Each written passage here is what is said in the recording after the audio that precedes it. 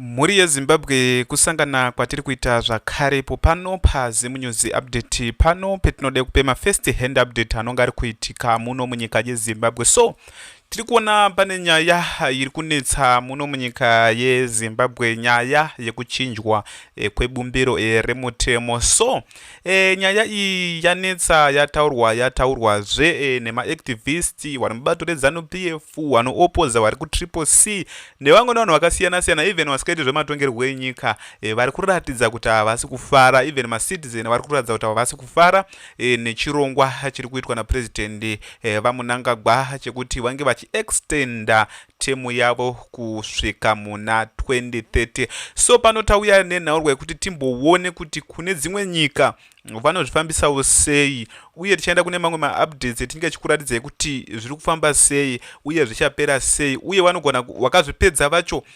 vakazvipedza sei nhambwa dzakafanana neidzodzo. Tiri kuona kuti vatendai biti vakataura nezuro vachiti vaNelson Chamisa vangadai vauya vatijoina kurwisa nhauwa dzakafanana neidzi, chinova chiricho chiratidzo chinoratidza kuti even muopposition macho hamutorina kuwirirana, vanhu vakapatsanurana but tiri kuona kuti madhuku, biti, skala, timba vari kutaura chinhu chimwe chete. So tinoda kuti tiwerenge tese pano tinzwe kuti chii chiri kunyatsa kumboitika uye kudzimwe nyika vanozvifambisa sei nhaurwa dzakafanana neidzodzo dziri kuitika muno dzekutyorwa kwebumbiro remutemo. Tiri kuona pana pakanyorwa kunzi the proposal to have the president elected by parliament rather than the people has sparked intense debate in Zimbabwe, but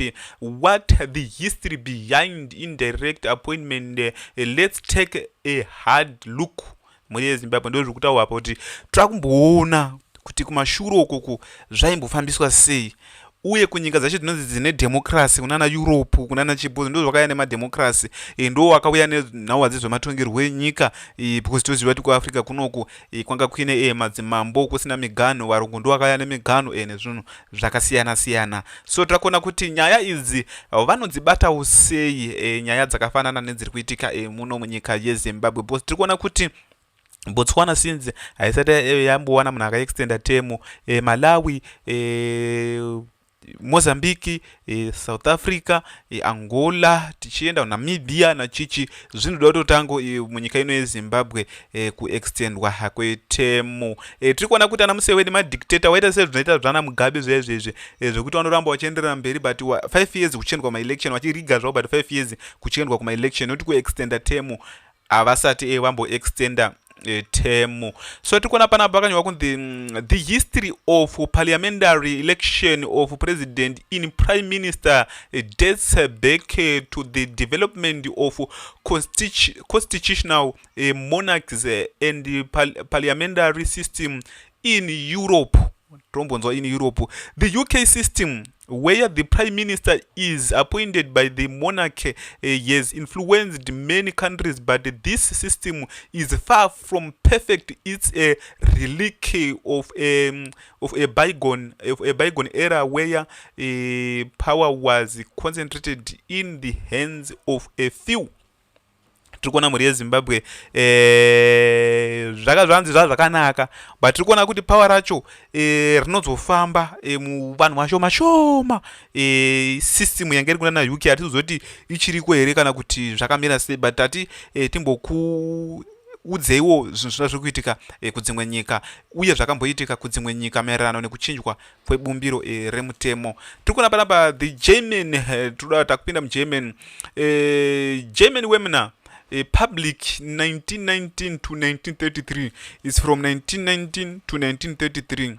Yet a president elected by the rich stage leading of disastrous consequences, a modern German president elected by the federal convention, a more representative board, but it this enough to prevent the concentration of power. Muri yeZimbabwe ndo zvaitika kuGerman izvi zvemuri kuona ndabva ndakota pese zvemuri kuona zvakanyorwa apa izvo mhuri yezimbabwe ndo zvaitika kugermany, but kunobvira handisati ndambonzoti kune zvakaextendwa inini kuextenda term. The Indian experience a mixed bag. Indian president is elected by an electoral college of parliamentary and state legislature, but the system has its own set of problems with allegation of corruption and backroom deals. Izvi ndo zvakada kurerekera zvaindia, ndo zvakada kurerekera zvana president emasoni. Munanga kwazo kuti president akuvhoterwa necabinet chete, but muri kuona kuti zvinotonetsa, zvitone maproblem. Hakunonyowanzi kune maproblems, uku kwatonyowanzi kune maproblems. Hani mazviona maproblems same ari kuitika muno munyika yezimbabwe, kutori nemaproblems iko kuindia. So tiri kuona panapa pakanyorwa kunzi former cabinet minister and political scientist Professor Jonathan Moyo, ndonga muri kuzoona muri yezimbabwe. Professor Jonathan Moyo vanenge vachiita zvinhu zvavo, vachiita zvinhu zvakasiyana siyana, vachingotaura vari kukinya ikoko, vachiona kuti chii china chiri kunyatsa kumboitika. So tiri kuona panapa pakanyorwa kunzi former cabinet minister and political scientist Professor Jonathan Moyo has waged in on the debate, highlighting and direct voting for a president into the only system Zimbabwe has known. The country had an indirect system from 1980 to 1990, and Professor Moyo suggests that the proposed shift away from direct election would mirror these earlier government structures. Tiri kuona muri yezimbabwe ndi Professor Moyo, ndosaka muri kuona vakanzi vauye zvavo kunyika, vasununguke kuuya kunyika, because vangovatiza nenhau dzecorruption, so vakanzi ngavasununguke kuuya zvavo kunyika, then wauya usarudza mota yavanonzwa kuda ivo tovatengera. Ndisevekino wakadaro nepamusaka pekuti vari kusimbisa 2030 agenda, vachipawo muono wavo neruzivo rwavo. Tiri kuona panapa takupinda muAngola. Angola's 2010 constituency has voted electing members of the National Assembly with the individuals at the top of the winning party's list become president. This system has led of concentration of power and allegation of muri yezimbabwe. Ndofunga muri kuzoona zviri kuitika pano, kutoti zvino hazvina kumira zvakanaka. Tatira kuedza kuonesai kuti chii chiri kunyatsa kumboitika muno munyika yezimbabwe. So tira kuti tiende kune dzimwe news muri yezimbabwe tione kuti chii chiri kunyatsa kumboitika. Panapa pakanyorwa kunzi the proposal of elected the president by parliamentary raises concern about concentration of the power. It's a recipe of disaster where politicians will prioritize their own interest over those of the people. Tikuona panapa the people's voice Zimbabwean. Muono munhu wese ndofunga ringozviona miono yevanhu. Zimbabwe must demand a saying in who lead their country. Direct election are not perfect, but they are fundamental accept to democracy. Let's not go back to the days of backrooms, deals, and concentration of power. The people deserve better. Ndo mashoko ari kutaurwa pano.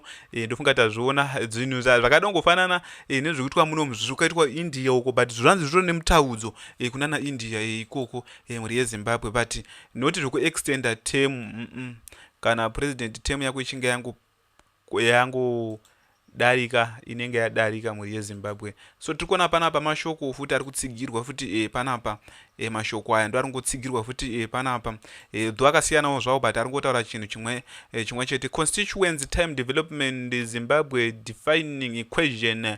Constitutional time as a development tool. The discussion places focus on how a national organizes its political calendar to support long-term growth rather than short-term political cycles.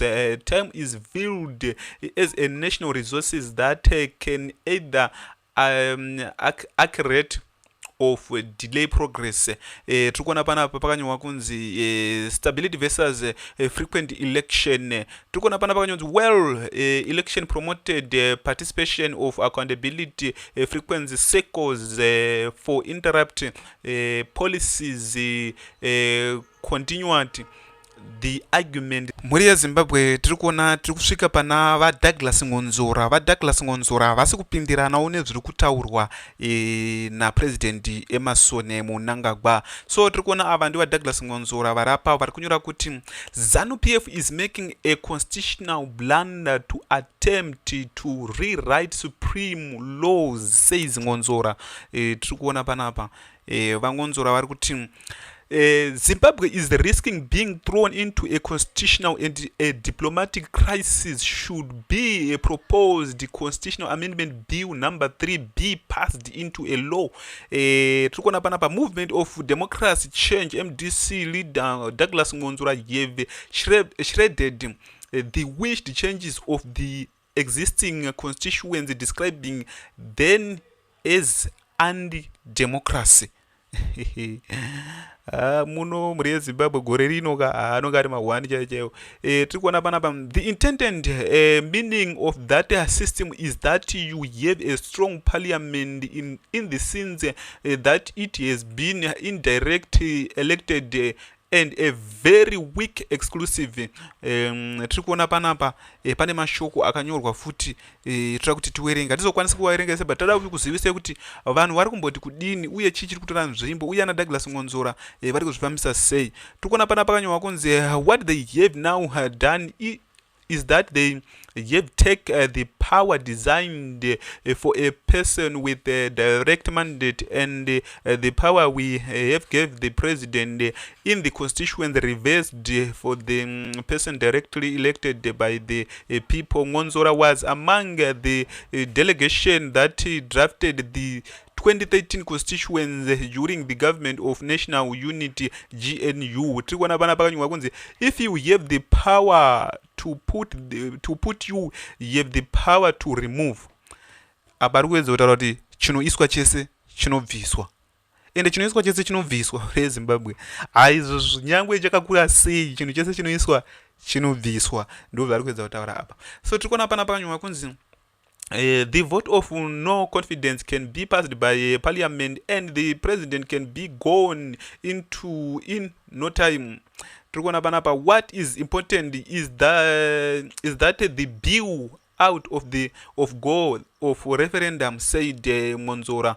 Vari kutaura kuti referendum vaMnangagwa usitomboda kumbodarika nekureferendum because referendum racho zviri obvious munhu ese anokuziva kuti iwo vanotokuzviziva ende munhu ese anokuziva kuti havatombobudiri panhau dzereferendum because panenge pakaipa mhuri yeZimbabwe pana pasina kutombomirawo zvakanaka. So ndo nhau dzatanga takakubatira pano tichikuzivisei kuti chii chiri kunyatsa kumboitika muno munyika yeZimbabwe kubudikidza nekuchinjwa kwebumbiro remutemo. Tichimbotarisawo kune dzimwe nyika kuti chii chakatora nzvimbo but hatina kumboona pakanzi pakaextendwa term